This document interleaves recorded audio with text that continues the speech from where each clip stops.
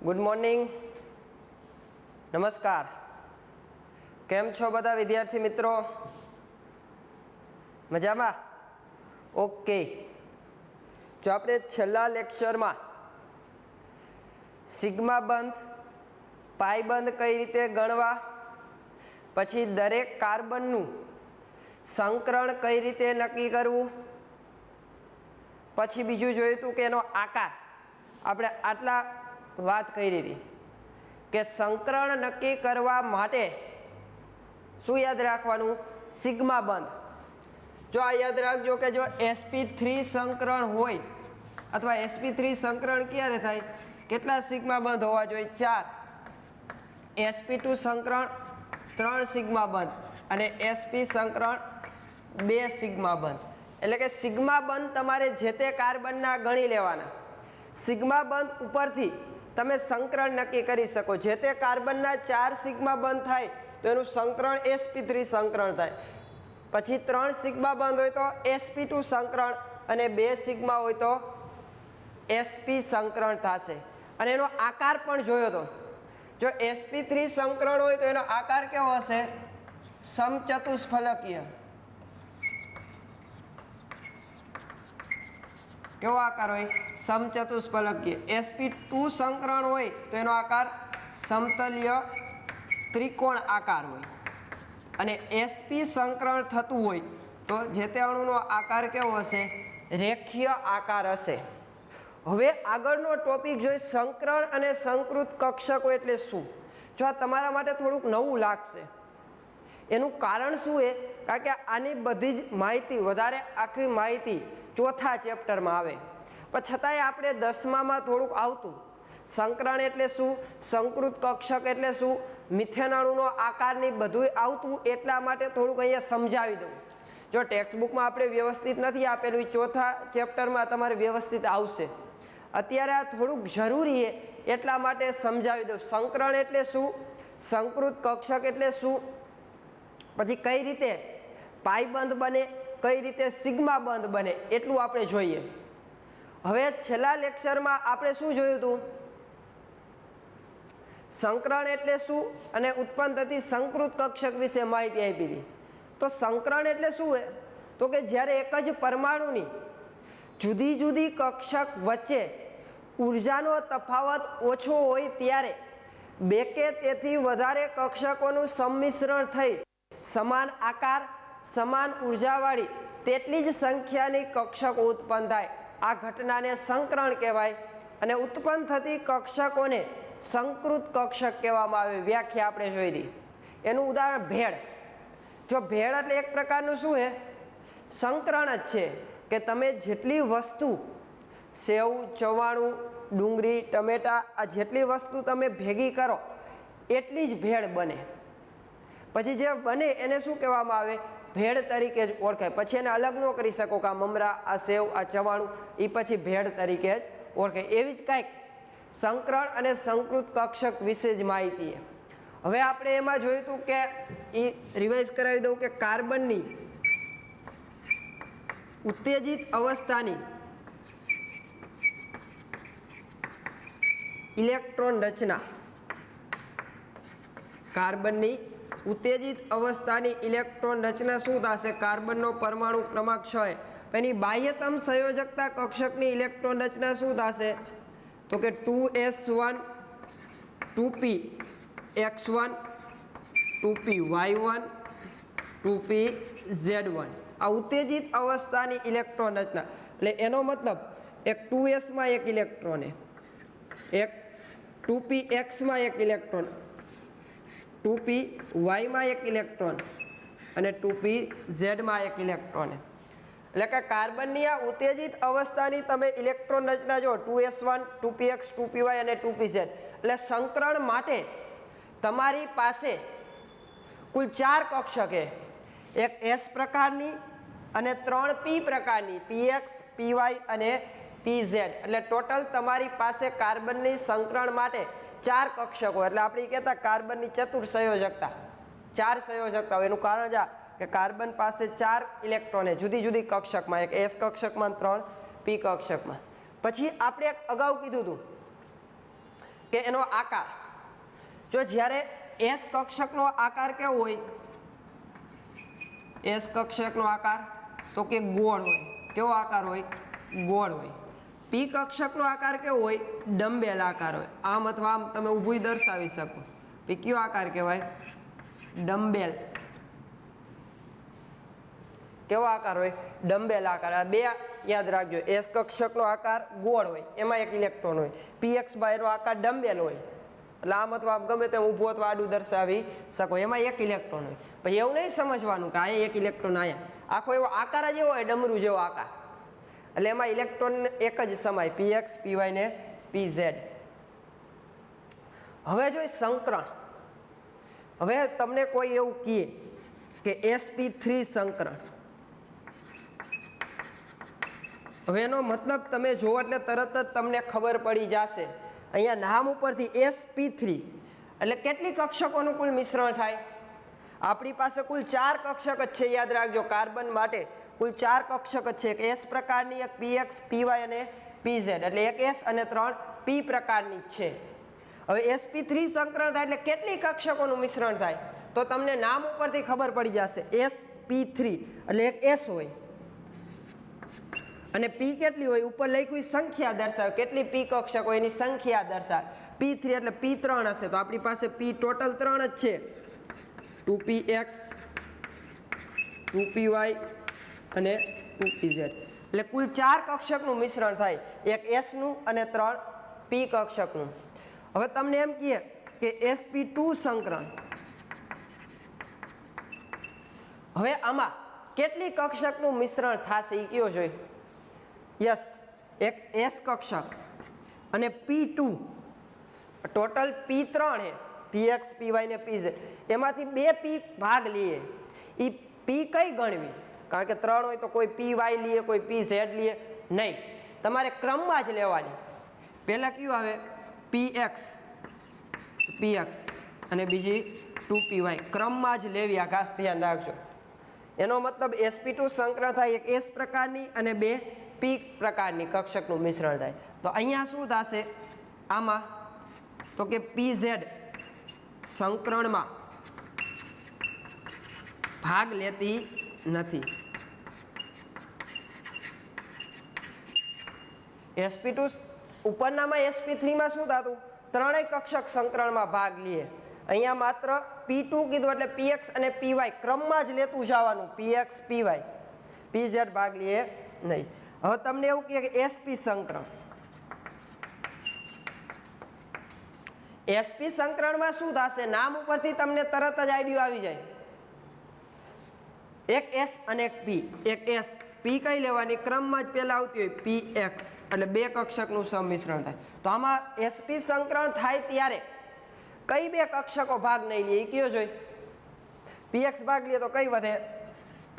py અને 2pz સંકરણમાં ભાગ લેતી નથી. આવું લખી શકું? રેડી? કે જ્યારે sp3 સંકરણ થાય એટલે તમને તરત જ ખબર પડી જવી જોઈએ.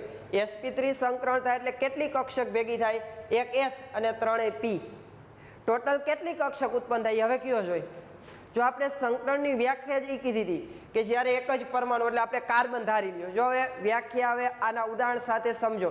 જ્યારે એક જ પરમાણુ એટલે કાર્બન ધારી લ્યો, જુદી જુદી કક્ષક, આ એસ કક્ષક, પી કક્ષક, જુદી જુદી કક્ષક, એની વચ્ચે ઉર્જાનો તફાવત કેવો હોય? ઓછો હોય. ત્યારે 2 કે તેથી વધારે કક્ષકનું મિશ્રણ થાય ત્યારે સમાન આકાર અને સમાન ઉર્જા ધરાવતી તેટલી જ સંખ્યાની કક્ષક ઉત્પન્ન થાય અને સંકરણ કહેવાય. અને ઉત્પન્ન થતી કક્ષકોને સંકૃત કક્ષક કહેવાય. હવે જો ઉદાહરણ તરીકે હું અહીંયા આ બાજુ જોજો, sp3 સંકરણ થાય એવું કહીએ, આ કાર્બન. હવે આ કાર્બનનું sp3 સંકરણ થાય એટલે કેટલી કક્ષકો ઉત્પન્ન થશે એ કયો જોઈ? યસ, પહેલા તો શું સમજવાનું? પહેલા તો સંકરણ કેટલી કક્ષકનું થાય? એક એસ અને 3 પી, એટલે ટોટલ 4 કક્ષકનું સંમિશ્રણ થાય. તો બને કેટલી? તેટલી સંખ્યાની 4 કક્ષકો બને, જેનો આકાર કેવો હોય? બલૂન આકાર, સમાન આકાર હોવો જોઈએ. આ 4 કક્ષક ઉત્પન્ન થાય.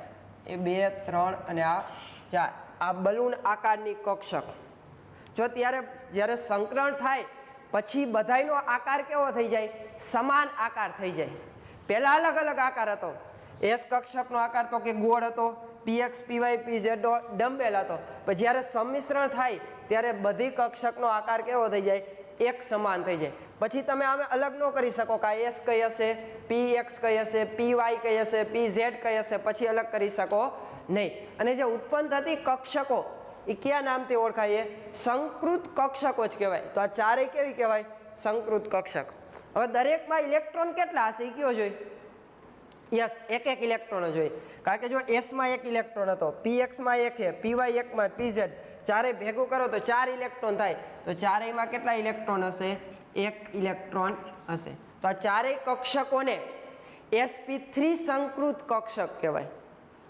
હવે જો sp2 સંકરણ થાય ત્યારે શું થશે એ જો sp2 તો કેટલી કક્ષકનું મિશ્રણ થાય એ કયો મને એક s પ્રકારનું બે p પ્રકારનું px અને py એટલે ટોટલ કેટલી કક્ષકનું સંમિશ્રણ થાય એ 3 એક s px અને py એટલે ટોટલ 3 કક્ષકોનું સંમિશ્રણ થાય તો નવી કક્ષક બને કેટલી બને સમાન સંખ્યાની એટલે 3 જ બને આ ખાસ યાદ રાખવું કે જેટલી મિશ્રણ થાય એટલી જ કક્ષકો બને દરેક પાસે એક એક ઇલેક્ટ્રોન હોય આમાં pz ભાગ લે નહીં હવે sp સંકરણ થાય sp સંકરણ થાય એટલે શું થશે કયો જોઈ કેટલી કક્ષક ભાગ લે s અને એક p તો ટોટલ 2 જ કક્ષક ભાગ લે તો બને કેટલી 2 જ કક્ષક બનશે તો આ બે કક્ષકને સંકૃત કક્ષક કહેવામાં આવે એટલે આ રીતે સંકરણને આધારે જેટલી કક્ષકોનું મિશ્રણ થાય એટલી જ સમાન સંખ્યા ધરાવતી કક્ષકો ઉત્પન્ન થાય 4 ભેગી કરો 4 બને 3 ભેગી કરો 3 થાય 2 ભેગી કરો તો 2 કક્ષક ઉત્પન્ન થાય પણ બધાયનો આકાર સમાન હોય ધ્યાન રાખજો પહેલા અલગ અલગ આકાર હતો એસ કક્ષક ગોળ હોય પી ડમ્બેલ હોય પણ જ્યારે સંમિશ્રણ થાય ત્યારે સમાન આકારની જોવા મળશે અને એનો આકાર જો આ રીતે ગોઠવાયેલો હોય sp3 હોય તો આમ સમચતુષ્ફલકીય આકાર દેખાય ચારેય ખૂણા તરફ પછી sp2 હોય તો આમ ત્રિકોણે અને sp હોય તો રેખીય આકાર હવે જો કોઈ ઉદાહરણ શીખી હવે ઉદાહરણ તરીકે તમને એમ કે મિથેન અણુનો આકાર સમજાવો સંકરણને આધારે મિથેન અણુનો આકાર સમજાવો તો હવે પહેલા જ તમારે શું નક્કી કરી નાખવાનું કે આ મિથેન અણુમાં જે કાર્બન એ કાર્બન કેવું સંકરણ ધરાવે તો કે sp3 સંકરણ ધરાવે કારણ કે કાર્બન હાઇડ્રોજનના બંધ ગણી લેવાના સિગ્મા બંધ જ હોય તો આ કાર્બન કેવું સંકરણ ધરાવે sp3 સંકરણ ધરાવે પહેલા તો શું કરવાનું આવું બંધારણ CH4 લખી નાખવાનું એમાં કાર્બનનું સંકરણ જોઈ લેવાનું કેવું સંકરણ ધરાવે sp3 સંકરણ ધરાવે હવે sp3 સંકરણ થાય એટલે કેટલી કક્ષકો બને ઉપર જેમ 4 કક્ષકોનું નિર્માણ થાય આ ચારેય સંકૃત કક્ષક દરેક પાસે શું હશે એક એક ઇલેક્ટ્રોન આ sp3 સંકૃત કક્ષક હવે એની સાથે શું જોડાય ચારેય હાઇડ્રોજન જોડાય કારણ કે હાઇડ્રોજન પાસે એક ઇલેક્ટ્રોન હોય એક સંકૃત કક્ષકનો ઇલેક્ટ્રોન હાઇડ્રોજનનો ઇલેક્ટ્રોન સંકૃત કક્ષકનો ઇલેક્ટ્રોન કારણ કે હંમેશા બંધ બને કેટલા ઇલેક્ટ્રોનથી બને 2 જ ઇલેક્ટ્રોનથી બને એક હાઇડ્રોજનનો ઇલેક્ટ્રોન એક સંકૃત કક્ષકનો ઇલેક્ટ્રોન એટલે 2 ઇલેક્ટ્રોનથી બંધ બન્યું વળી આની સાથે શું જોડાય હાઇડ્રોજનની 1s કક્ષક જોડાય કારણ કે હાઇડ્રોજનની 1s કક્ષક s કક્ષકનો આકાર ગોળ હોય હાઇડ્રોજનનું સંકરણ નથી થતું એ જ રીતે અહીંયા શું થશે હાઇડ્રોજનની 1s કક્ષક જોડાય કાર્બન હાઇડ્રોજન વચ્ચે બંધ બને અહીંયા હાઇડ્રોજનથી બંધ બને એટલે CH4નું નિર્માણ આ રીતે થાય અને આ જે બંધ બને એ બંધને શું કહેવામાં આવે સિગ્મા બંધ કહેવાય જો હવે તમને તરત જ આઈડિયા આવી જાય સિગ્મા બંધ કેનાથી બને સંકૃત કક્ષકના ઇલેક્ટ્રોનની ભાગીદારીથી સિગ્મા બંધ બને યાદ રાખજો સંકૃત કક્ષક એટલે સંકરણ થઈને જે ઉત્પન્ન થઈ હોય એને સંકૃત કક્ષક કહેવાય કાર્બનની જો ચારેય સંકૃત કક્ષક હતી પછી ભલે હાઇડ્રોજનની ન હોય તો ચાલે એમાં કઈ જરૂર નથી એની સંકૃત કક્ષક હોવી જોઈએ કોઈ પણ 1 અથવા 2 સંકૃત કક્ષક હોવી જોઈએ સંકૃત કક્ષકના ભાગીદારીથી શું બને સિગ્મા બંધ બનતો હશે તો આપણે સંકૃત કક્ષક હતી કાર્બનની એનાથી સિગ્મા બંધ બન્યો હવે જો તમને કોઈ એવું કહે કે ઇથિન અણુનો આકાર સમજાવો ઇથિન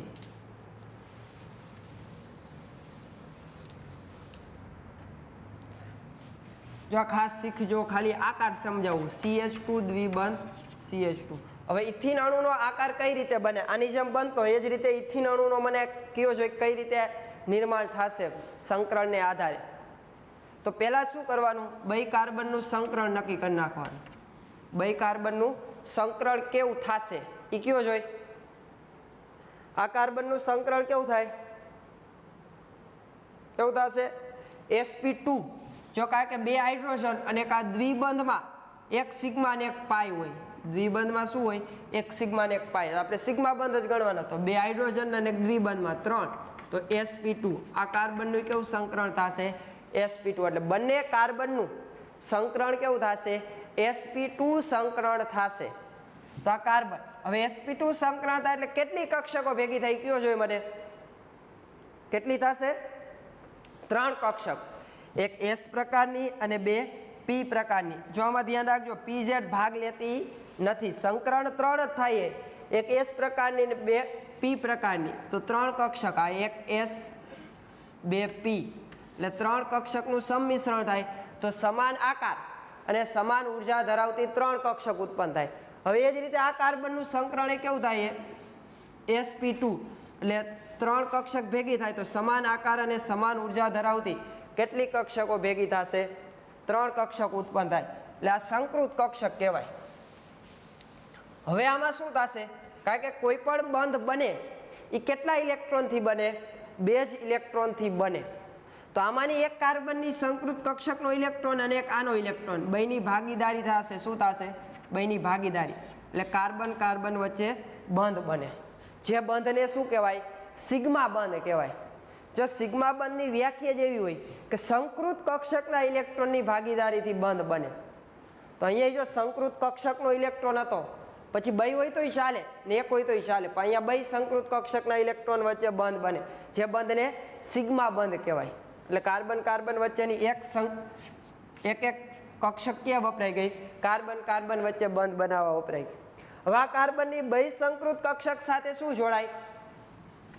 હાઇડ્રોજનની 1s કક્ષક જોડાય. શું જોડાશે? હાઇડ્રોજનની 1s કક્ષક જોડાય. એટલે કાર્બન હાઇડ્રોજન વચ્ચે બંધ બને.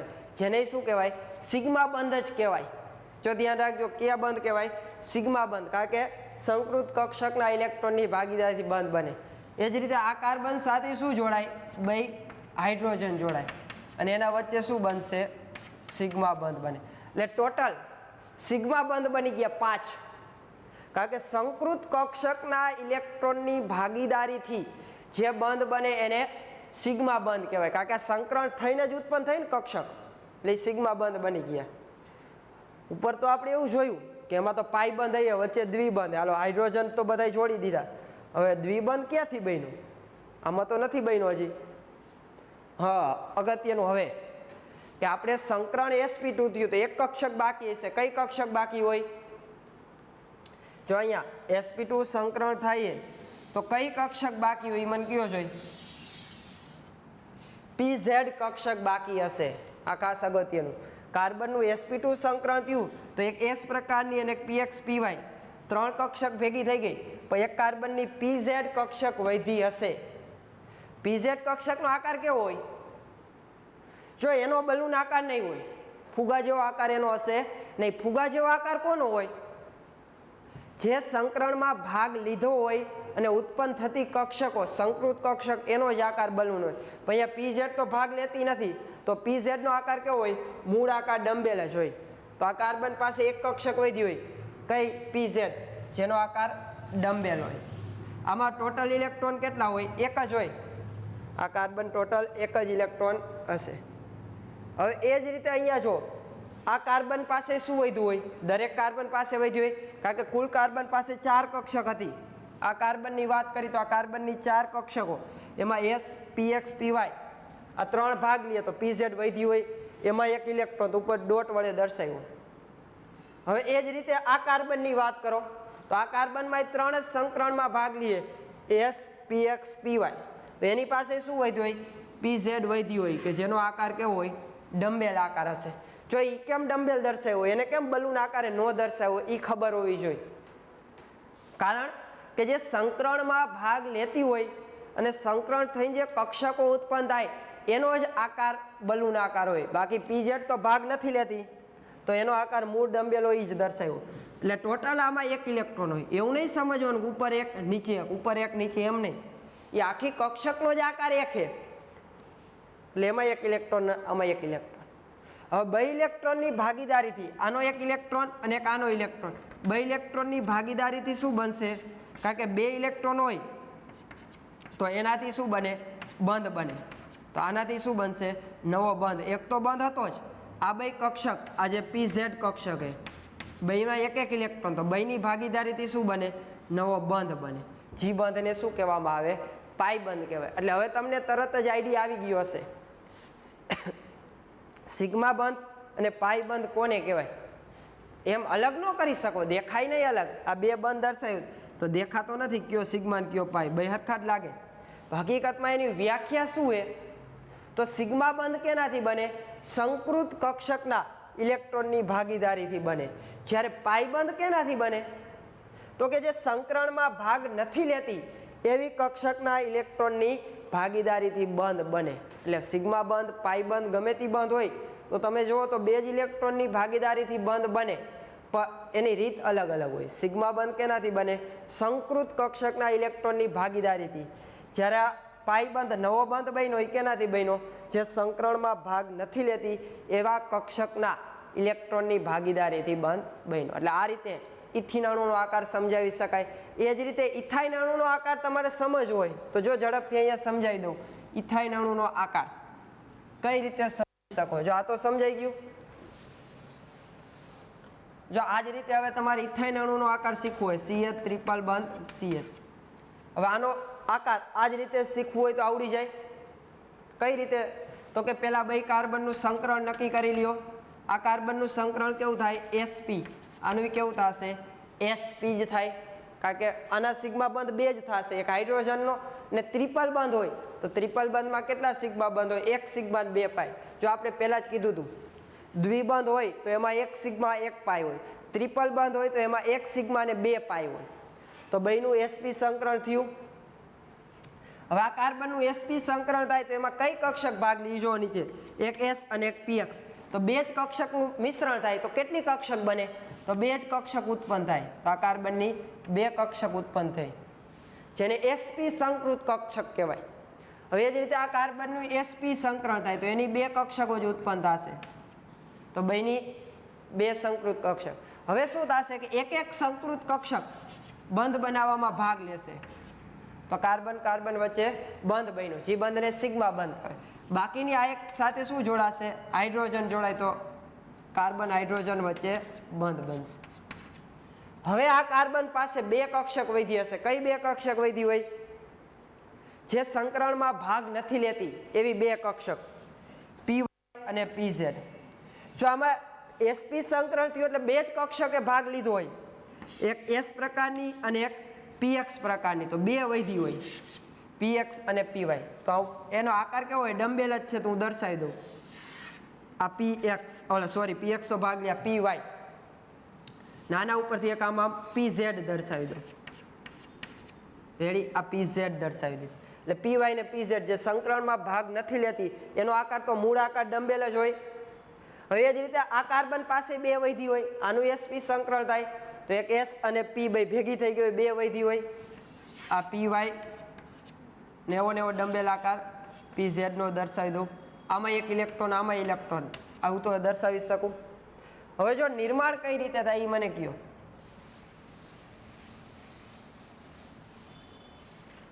તો હવે એવું થશે, આપણે આટલું તો મૂળ દર્શાવ્યું, હાઇડ્રોજન કાર્બન, કાર્બન હાઇડ્રોજન, આટલું જ દર્શાવ્યું. આ સિગ્મા બંધ ગણ્યા. હવે પાઈ બંધ કેનાથી બને? જે સંકરણમાં ભાગ ન લેતી હોય એવા કક્ષકના સંમિશ્રણથી બને. તો અહીંયા શું થશે? આની py નો એક ઇલેક્ટ્રોન, આની py નો એક ઇલેક્ટ્રોન, આ py આનો py, એટલે બે ઇલેક્ટ્રોનની ભાગીદારીથી શું બને? નવો બંધ બને, જેને પાઈ બંધ કહેવાય. એ જ રીતે આ pz એના ભાગીદારીથી શું બને? નવો બંધ બને. એટલે ટોટલ બે પાઈ બંધ બન્યા. એક py આની ભેગી થાય, pz ભેગી થાય. એટલે બે પાસે એક એક ઇલેક્ટ્રોન તો હતા, પીવાય નો એક ઇલેક્ટ્રોન, પીઝેડ નો ઇલેક્ટ્રોન, પીવાય પીઝેડ એમ બે બંધ બને, જેને શું કહેવામાં આવે? પાઈ બંધ. એટલે જ આપણે એવું કહેતા કે ટ્રિપલ બંધમાં બે પાઈ હોય. એટલે પાઈ બંધ કેનાથી બને? પાઈ બંધ કેનાથી બને? સંકરણમાં ભાગ ન લેતી હોય એવી કક્ષકના ઇલેક્ટ્રોનની ભાગીદારીથી બંધ બને. એટલે જો તમને 12.2 પ્રશ્ન જો કાર્બનની ચતુર્થ સંયોજકતા, કાર્બનની સંયોજનોનો આકાર, એમાં પહેલો જ પેરેગ્રાફ આપ્યો છે, એમાં એવું લખેલું કે આ ચેપ્ટર 4માં એનું સંકરણ વિશે આવે કે મિથેન, ઇથેન, ઇથાઇન અણુનો આકાર, મિથેન, ઇથેન, ઇથિન, ઇથાઇન અણુનો આકાર કઈ રીતે સમજાવી શકાય. આપણે આ સમજવા માટે થોડોક પ્રયત્ન કર્યો તો વાંધો નહીં, નો સમજાય તો કાંઈ જરૂરી નથી, ચોથા ચેપ્ટરમાં તમારે આવી જશે. એટલે એની ચિંતા કરવાની જરૂર નથી કે આ મને ન સમજાણું શું કરશું, એ કાંઈ ચિંતા કરવાનો વિષય નથી, એ તમે ચોથા ચેપ્ટરમાં શીખી જશો. પણ મોટા ભાગે બધાને ખબર તો પડી ગઈ કે sp3 સંકરણ થાય ત્યારે કેટલી કક્ષક ભાગ લઈએ? 4. એક s, px, py ને pz. તો ટોટલ કેટલી કક્ષક ઉત્પન્ન થાય? તો કે 4. પછી sp2 સંકરણ થાય તો કેટલી કક્ષક ભાગ લઈએ? એક s, 2 p. તો ટોટલ કેટલી ઉત્પન્ન થાય? 3. કઈ ભાગ નથી લેતી? તો કે pz. sp સંકરણ થાય તો કેટલી કક્ષક સંકરણમાં ભાગ લઈએ? એક s, px. તો કેટલી બાકી રહે જે ભાગ ન લેતી હોય? py ને pz.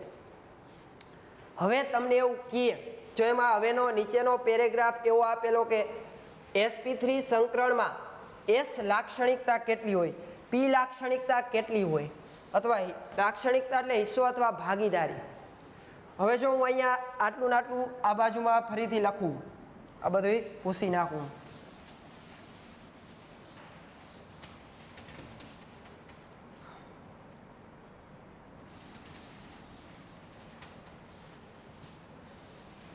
હવે આપણે એનો બીજો પેરેગ્રાફ જુઓ કે એમાંથી તમને શું કીધું એ કે કેટલા પ્રકારની s લાક્ષણિકતા હોય, કેટલા ટકા લાક્ષણિકતા હોય. હવે તમને એવું કહીએ કે આ sp3 સંકરણ, હવે sp3 સંકરણમાં શું હોય? એક s પ્રકારની અને 3 p પ્રકારની, px, py, pz. sp2 સંકરણમાં શું હતું? એક s પ્રકારની, 2 p પ્રકારની, px, py. sp સંકરણમાં શું હતું? એક s પ્રકારની અને એક px પ્રકારની. હવે તમને એવું કહીએ આમાં કેટલી કક્ષક ઉત્પન્ન થાય? sp3 સંકરણ થાય ત્યારે 4 સંકૃત કક્ષક ઉત્પન્ન થાય. કેટલી બને? 4 sp3 સંકૃત કક્ષક બને. sp2 સંકરણ થાય ત્યારે કેટલી કક્ષકો બને? કારણ કે 3 જ ભેગી થાય તો કેટલી બને? 3 સંકૃત કક્ષકો બને. એ આપણે આકારે જોયો તો. એ જ રીતે sp સંકરણ થાય તો કેટલી બને? 2 સંકૃત કક્ષકો જ ઉત્પન્ન થશે. રેડી? હવે આગળ જોઈએ. હવે તમને એવું કહીએ કે આ sp3 સંકરણમાં s ની લાક્ષણિકતા કેટલી હોય? આ s લાક્ષણિકતા, જો s લાક્ષણિકતા એટલે હિસ્સો અથવા ભાગીદારી, હિસ્સો અથવા ભાગીદારી શબ્દ વપરાય. s લાક્ષણિકતા, લાક્ષણિકતા એટલે શું? હિસ્સો અથવા ભાગીદારી કહી શકો. દેખાય ને બધાને?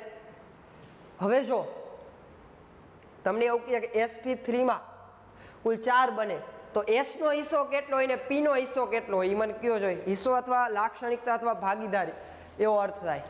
તો s નો હિસ્સો કેટલો હોય? ટોટલ 4 છે, એક s, px, py ને pz. તો એમાં s નો હિસ્સો કેટલો ગણી શકો? કેટલો ગણી શકો? 25%. યસ, કારણ કે કુલ 4 કક્ષક છે, કુલ 100% થાય, 4 હોય ત્યારે. એમાં s નો હિસ્સો કેટલો હોય? એક જ s એટલે 25% હોય.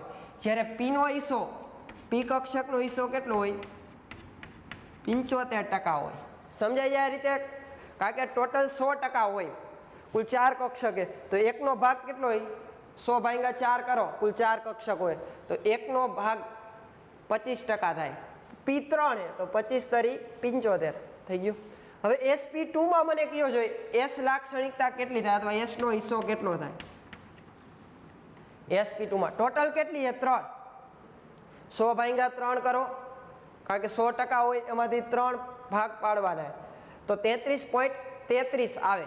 તો અંદાજિત પણ લખી શકો, જરૂર નથી પોઈન્ટમાં લખવું. 33.33 અંદાજિત કેટલું લખી શકો? 33% અંદાજિત લખી શકો, અંદાજિત જ છે.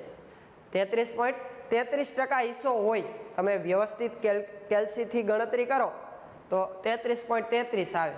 જ્યારે પી કેટલી થશે? 2 એટલે 67% જેવું ગણી લો. 66.66 આવે, પણ આપણે એક્ઝેક્ટ નથી, 67 લખી નાખી. હવે એસપી સંકરણમાં એસ નો હિસ્સો કેટલો અને પી નો હિસ્સો કેટલો? એ તો ચોખા દીવા જેવું જ છે. એક એસ અને પી બે જ છે, તો બેનો હિસ્સો કેટલો હોય? 50-50%. એસ નો હિસ્સો કેટલો હોય? 50%. પી નો હિસ્સો કેટલો હોય? 50%. એટલે તમે જોઈ શકો કે sp3 સંકરણમાં એસ લાક્ષણિકતા કેટલી હોય? 25%. પી લાક્ષણિકતા 75%. પછી sp2 સંકરણમાં એસ લાક્ષણિકતા 33%, પી લાક્ષણિકતા અંદાજિત 67% જેવું થાય. sp સંકરણમાં તો કે બે એક જ છે, તો 50-50% હિસ્સો થશે. હવે એના આધારે તમને પ્રશ્ન થતો હોય કે જો તમે આ બાજુ જાઓ sp3 થી sp2 ને sp2 થી sp સંકરણ તરફ જતા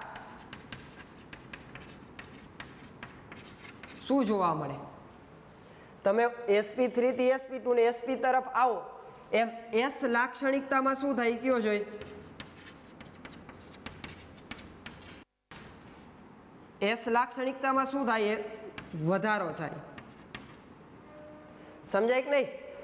કે sp3 થી sp2 આવો, sp3 માં 25% થાય, એના કરતાં sp2 સંકરણમાં 33%, એના કરતાં sp સંકરણ હોય તો શું થાય? એસ લાક્ષણિકતામાં વધારો થાય. 25 થી 33 થાય, 50 થાય, એટલે એસ લાક્ષણિકતા વધે. અને જેમ એસ લાક્ષણિકતા વધે એમ અલગ અલગ ગુણધર્મોમાં ફેરફાર થાય. જો એસ લાક્ષણિકતા વધે તેમ 3 ગુણધર્મોમાં ફેરફાર થાય. એસ લાક્ષણિકતા વધે એમ બંધ લંબાઈમાં શું થશે? ઘટાડો થાય. જેમ એસ લાક્ષણિકતા વધે એમ બંધ લંબાઈ ઘટે. બંધ લંબાઈ ઘટે એમ બંધ એન્થાલ્પીમાં શું થાય? વધારો થાય. બંધ એન્થાલ્પી વધે. એ જ રીતે કાર્બનની વિદ્યુત ઋણતા એમાંય શું થશે? વધારો થાય. જો એમાં વ્યવસ્થિત આખો પેરેગ્રાફ સ્વરૂપે લખ્યું હોય, એના બદલે આ રીતે તમે યાદ રાખી લ્યો તો સહેલું પડશે કે જે એસ લાક્ષણિકતામાં વધારો થાય તો બંધ લંબાઈ, જો ઉપરથી નીચે આવો આ sp3 sp2 sp એમ શું થયું? બંધ લંબાઈ એસ લાક્ષણિકતામાં વધારો થયો તો બંધ લંબાઈ ઘટે, બંધ એન્થાલ્પી વધે અને વિદ્યુત ઋણતામાં પણ વધારો થાય. હવે આ ટોપિક શું કહેવા માંગી છો? બંધ લંબાઈ એટલે શું, બંધ એન્થાલ્પી એટલે શું અને વિદ્યુત ઋણતા એટલે શું? એ ત્રણેય ટોપિક વિશે આપણે પહેલા માહિતી મેળવી. હવે જો પહેલા તો બંધ લંબાઈ તમને ખબર જ છે. હવે બંધ લંબાઈ પહેલા sp3 સંકરણ ક્યારે જોવા મળે એ કયો જોઈએ? sp3 સંકરણ ક્યારે જોવા મળે? કે કાર્બન કાર્બન વચ્ચે કેવો બંધ હોય? સિંગલ બંધ હોય. કાર્બન કાર્બન વચ્ચે કેવો બંધ હોય? સિંગલ બંધ હોય. sp2 સંકરણ ક્યારે જોવા મળે? કાર્બન કાર્બન વચ્ચે શું હોય? દ્વિબંધ હોય. કાર્બન કાર્બન વચ્ચે દ્વિબંધ હોય તો જ sp2 સંકરણ થાય. sp સંકરણ ક્યારે થાય? કાર્બન કાર્બન વચ્ચે શું હોય? ટ્રિપલ બંધ હોય, ત્યારે શું થશે? sp સંકરણ થાય. એ આપણે અગાઉ જોઈ જ ગયા ને આપણે આવડે જ છે કે બધા જ સિંગલ બંધ હોય કાર્બન કાર્બન વચ્ચે તો sp3 સંકરણ થાય કાર્બનનું, દ્વિબંધ હોય તો sp2 થાય અને ટ્રિપલ બંધ હોય તો sp સંકરણ થાય. હવે સંકરણમાં એસ લાક્ષણિકતા વધે તો બંધ લંબાઈમાં શું થશે? ઘટાડો થાય. જો બંધ લંબાઈ આ બધાની અલગ અલગ હોય, આ તમારે અત્યારે ખાલી યાદ રાખવા પૂરતી છે. તમને બંધ લંબાઈ ઘટે એવું કીધું ને એટલે કાંઈક આંકડો હોય તો તમને તરત આઈડિયા આવે કે વધારો થાય કે ઘટાડો. જો સિંગલ બંધ હોય, કાર્બન કાર્બન વચ્ચે સિંગલ બંધ હોય તો એની બંધ લંબાઈ 154 પાઇકોમીટર હોય. કેટલી હોય? 154 પાઇકોમીટર હોય. જો એ તમારી યુનિટ આગળ પહેલા ચેપ્ટરમાં કન્વર્ટર આવતું હશે સેન્ટીમીટર મીટર, આપણે અત્યારે ખાલી પાઇકોમીટર યાદ રાખશું. કાર્બન કાર્બન વચ્ચે દ્વિબંધ હોય તો એની બંધ લંબાઈ 134 પાઇકોમીટર હોય. કેટલી હોય? 134 પાઇકોમીટર. એ જ રીતે કાર્બન કાર્બન વચ્ચે ટ્રિપલ બંધ હોય તો એની બંધ લંબાઈ કેટલી હોય? 120 પાઇકોમીટર હોય. કેટલી હોય? 120 પાઇકોમીટર. તો હવે પહેલો જ મુદ્દો સમજાઈ ગયો હશે કે એસ લાક્ષણિકતા વધે. જો આમ ઉપરથી નીચે જાઓ sp3 sp2 sp M S લાક્ષણિકતામાં વધારો થાય તો બંધ લંબાઈમાં શું થશે? ઘટાડો. કાર્બન કાર્બન વચ્ચેની જે બંધ લંબાઈમાં ઘટાડો થાય 154 માંથી 134 થી 120 થઈ ગઈ. એ તો સાચું બંધ લંબાઈ ઘટે. આંકડો યાદ રાખો એટલે તમને આઈડિયા આવી જાય. બંધ એન્થાલ્પી ઘટે બંધ એન્થાલ્પીમાં શું થશે? વધારો. બંધ હવે એવો પ્રશ્ન થાય કે બંધ એન્થાલ્પી એટલે શું? બંધ એન્થાલ્પી એટલે શું? તો ટૂંકમાં કહીએ કે બંધ એન્થાલ્પી એટલે શું? તો કે બંધ તોડવા માટે જરૂરી ઉર્જાને શું કહેવામાં આવે? બંધ એન્થાલ્પી કહેવામાં આવે. કે બંધ તોડવા માટે જરૂરી ઉર્જાને શું કહેવામાં આવે? બંધ એન્થાલ્પી કહેવાય. તો હવે તમને કોમન વિચારો તો એ આઈડિયા આવી જાય કે જેમ બંધ મોટો, બંધની લંબાઈ વધારે, એમ બંધ કેવો હોય? નબળો હોય. તમે રબરની જ વાત કરો, રબર તમે એમ નામ રાખો, ખેંચો નહીં તો એ કેવો હશે? મજબૂત હોય. પછી રબરને થોડુંક આમ વધારે ખેંચો તો એનો મતલબ શું થાય? સેજ વધારે ખેંચો તૂટી જવાનો ભય રહે. એના કરતાં વધારે ખેંચો તો શું થશે? એનાથી વધારે ઝડપથી તૂટી જાય. એટલે જેમ ટૂંકમાં આ બે વચ્ચેનું અંતર વધારે, બંધ લંબાઈ વધારે, એમ આકર્ષણ કેવું થવાનું? ઓછું થાય. એ તો સ્વાભાવિક છે કે જેમ આકર્ષણ વધારે હોય એમ બંધ ટૂંકો હોય. આકર્ષણ જેમ વધારે નજીક હોય ને નજીક હોય તો એને છૂટા પાડવા અલગ મુશ્કેલી પડે. તો એના જેવું જ છે કે જેમ બંધ લંબાઈ વધારે હોય તો એ બંધ તોડવા માટે શું થશે? ઓછી ઉર્જા આપવી પડે. એટલે જો જેમ બંધ નાનો બનતો જાય એમ બંધ મજબૂત હોય, ને બંધ મજબૂત હોય તો એ બંધને તોડવા માટે વધારે તમારે ઉર્જા આપવી પડે. એટલે બંધ એન્થાલ્પીમાં શું થાય? વધારો થાય. આના કરતાં આને બંધ તોડવા માટે વધારે ઉર્જા આપવી પડે, આના કરતાં આ બંધને તોડવા માટે વધારે ઉર્જા આપવી પડે. એટલે જેમ જેમ બંધ લંબાઈમાં વધારો થાય એમ બંધ એન્થાલ્પી ઘટે. અથવા ઉલટું વિચારો કે બંધ લંબાઈ ઘટી તો બંધ તોડવા માટે વધારે ઉર્જા આપવી પડે. જેમ બંધની લંબાઈ ઘટતી જાય ને એમ શું થશે? વધારે ઉર્જા આપવી પડતી હોય. એટલે બંધ એન્થાલ્પી વધે. વિદ્યુત ઋણતા, એમાંય પણ શું થશે? વધારો થાય. જો વિદ્યુત ઋણતા એટલે શું? આ ખાલી ટોપિક અત્યારે યાદ રાખી લેજો. વિદ્યુત ઋણતા એટલે શું? તો કે બંધના ઇલેક્ટ્રોનને પોતાની તરફ આકર્ષવાની ક્ષમતા.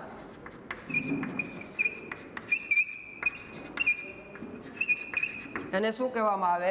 વિદ્યુત ઋણતા કહેવાય. કે બંધના ઇલેક્ટ્રોનને પોતાની તરફ આકર્ષવાની ક્ષમતા એને વિદ્યુત ઋણતા કહેવામાં આવે. એટલે જો બધાય સંકર, બધાય કાર્બન જ છે. બધાય શું છે?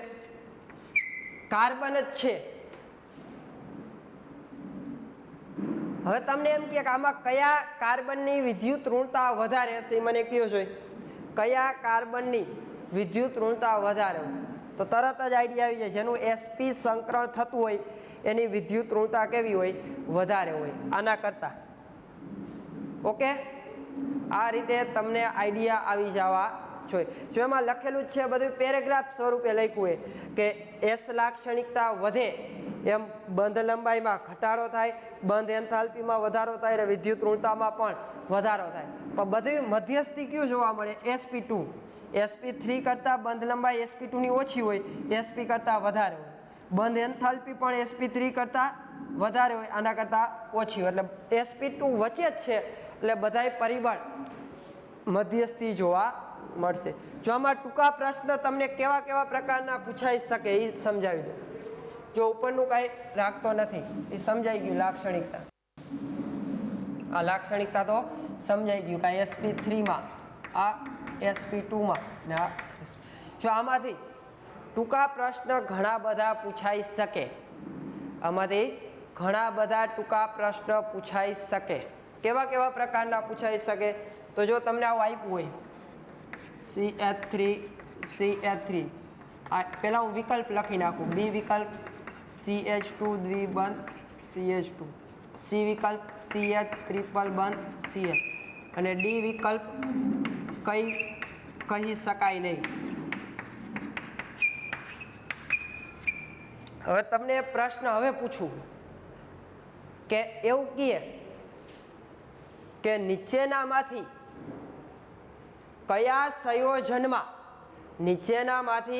કયા સંયોજનમાં પી લાક્ષણિકતા વધારે હશે?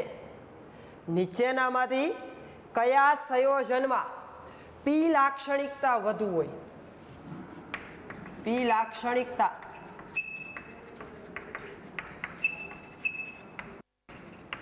વધુ હશે એવું પૂછ્યું હોય. જો એસ નથી પૂછ્યું, પી પૂછ્યું, તમને ઉલટું ફેરવી નાખ્યું એ પી લાક્ષણિકતા વધુ કીધું તો પહેલાં તમારે બધાય કાર્બનના સંકરણ નક્કી કરવા પડે. આ કાર્બનનું સંકરણ બાયકાર્બન sp3, આ sp2, આ sp.